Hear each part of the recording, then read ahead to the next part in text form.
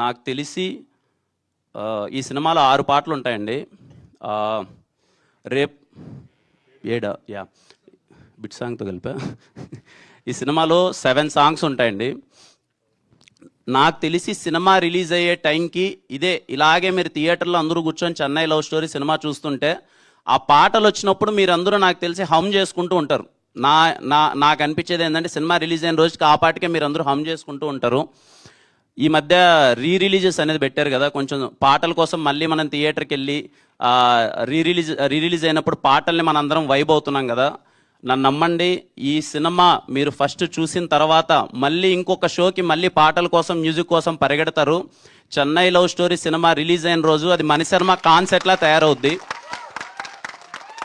మణిశర్మ గారి ఫ్యాన్స్, ప్రపంచవ్యాప్తంగా ఉన్న మణిశర్మ గారి ఫ్యాన్స్ అందరూ అలర్ట్ అయిపోండి. చెన్నై లవ్ స్టోరీ సినిమా రిలీజ్ అయిన రోజు మాత్రం that is going to be money God concept అంతే.